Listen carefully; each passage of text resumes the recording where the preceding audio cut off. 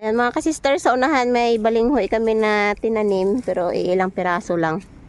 Subukan naming hukayin ngayon para may pangmerienda kami. Yan. Yun daw ang panghukay ni kamister, yung barita. Mga kasisters, so hindi tayo makapagpangisda. Dito tayo sa paghukay ng balinghoy para may pangmerienda tayo.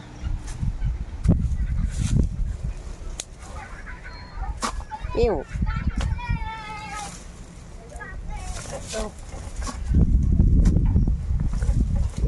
Kaya natin yan. Tabi-tabi lang muna. Yan. Para may pangtanim tayo sa sunod. Ang butas na kili-kili. Yung bahay ni Jean.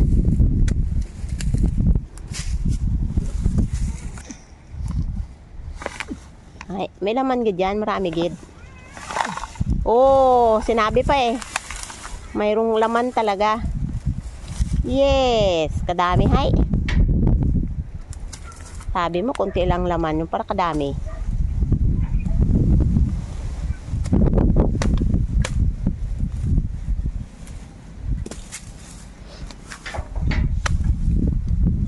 Bali.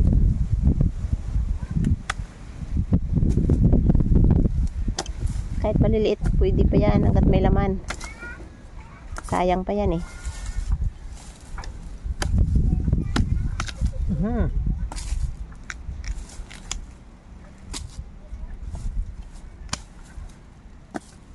Oh.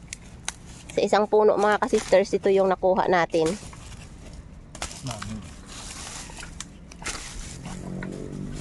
Kahit ilang piraso lang yung natirang balinghoy kasi dati ito ay kinuhaan na namin. So hindi tinanggal yung kanyang puno. Nagkaroon pa rin ng laman.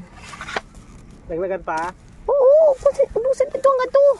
Yan, ilang piraso lang basta importante may laman ay solve na ang ating pangmerienda.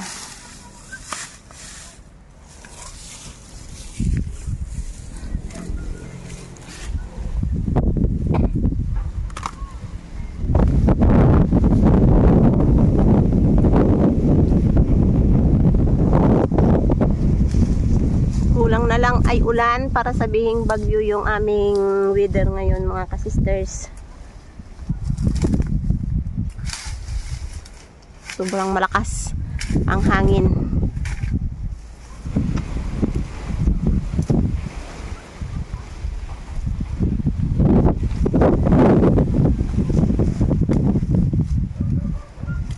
O, sa ilalim mayroon.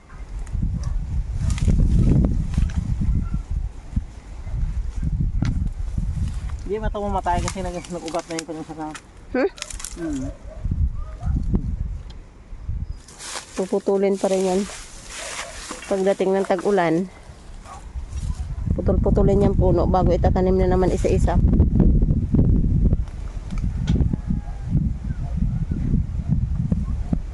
Ayan mga kasisters, oh. Pwede na nating pang merienda to. Sakop na naman ang kapitbahay niyan kahit ganyan lang siya kadami. Yan. Yun, yung dalawang kwak-kwak-kwak. Yan, sa likod ko sunod-sunod ng lakad. Oh. Hello, Enzo. Hello, Kuya Lok. So, ayan mga kasisters, bali si Aya yung pinabalat ko ng balanghoy dahil may importante akong ginawa at kailangan ni Aya matutong magbalat sa mga balinghoy na yan. Ayan, less pagod naman ako kahit papaano. Mga kasisters, matapos na mabalatan to, linisan ko muna. Saka natin proseso sa pagkain.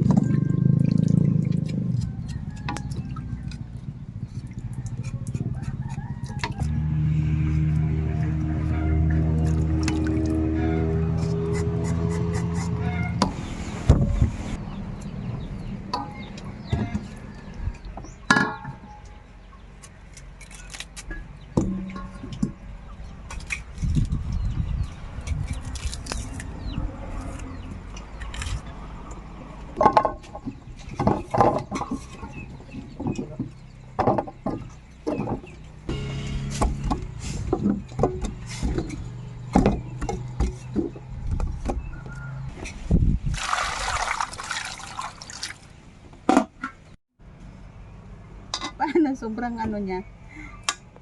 Ganda ng pangalan ni Aya.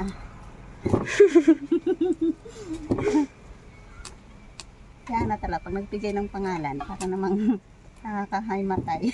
Mga putaw! Poetry. Ito mga ka-sisters ay unang bayo ng kamuti. Ano yan?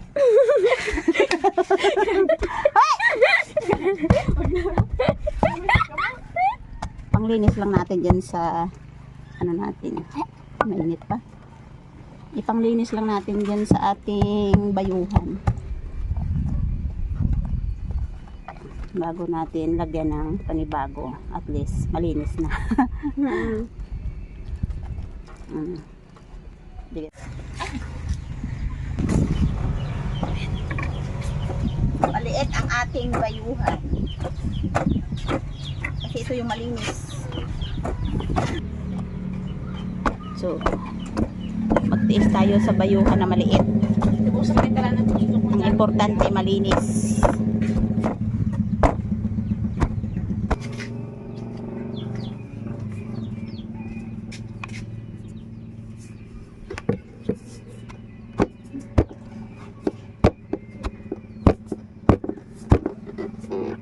Sobrang liit ng bayuhan natin, parang panganga. Yung panggawa ng panganga. Kasi yung malaking bayuhan natin marumi. Natatanggal na yung kahoy dahil sa sobrang tagal ng ano na yun, bayuhan. Buhay pa si Lolo Mujiri nun. Yun na yung binabayuhan namin. Kaya magtiis tayo dito sa bayuhan na maliit. Lagyan natin ng milk, gatas na Bear Brand ang aking ginamit. Napakalagkit yung ating balinghoy, kaya hirap tayo sa pag pag mix. Sundan ko try sabi ni Papa parang bote touch.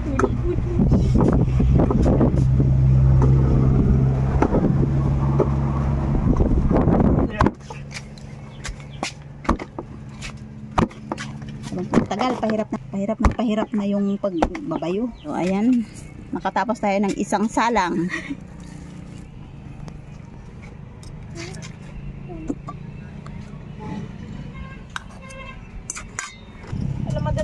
Lagyan ko kaagad ng asukal. Ang hirap talaga haluin kapag sobrang lagkit. Oh, mutik na. Pagkaganda na na tawag yan, balinghoy, lagkitan. Marabo? Ay, Dan pa. Tapos awan pa naman bago dumating.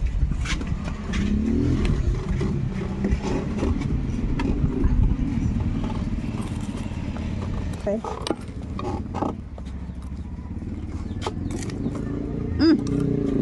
Pula na.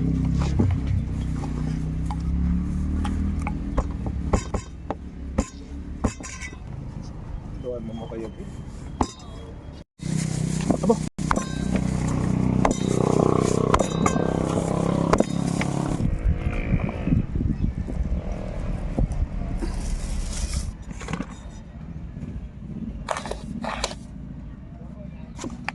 Apa gatas?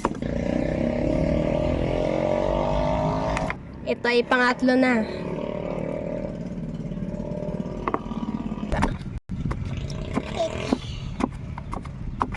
Tatlong salang na tayo. Utay-utay lang.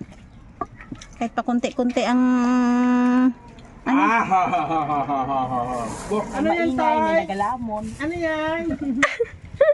Ano yan?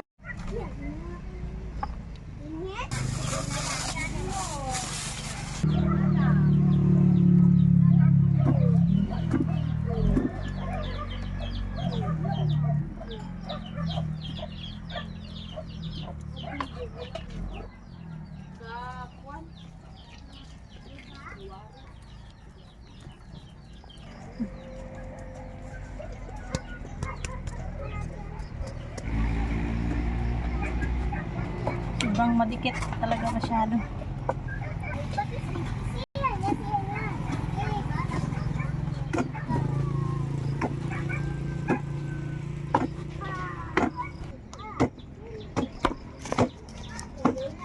Okay.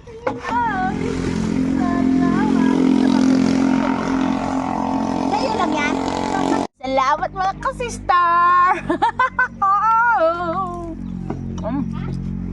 Namit ah!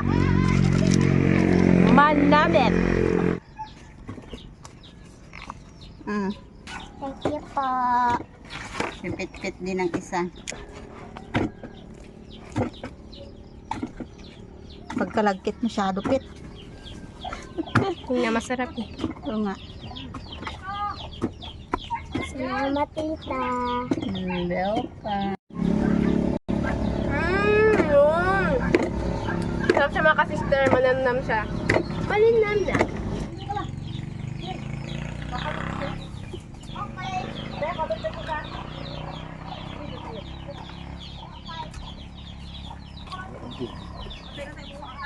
Bang lagkit. Hilula mo, bigyan natin. Come here, La. Bakit kinakain na ba yan? Yeah, come here. Sure ka? Kunti lang. Hindi rin niya mag-ihapon. Basta busog ka ron? Oo. Tiga, yan lang. Thank you very much. Thank you very much. Salamat. Oh. Talagang. Hindi na... Hingal ka pa? Oo. Hapo ang ilong. Hay. Kita mo na. Thank you, Lord. Masarap ang hindi. Napaguran ni kananay. Kumain lang. Sarap.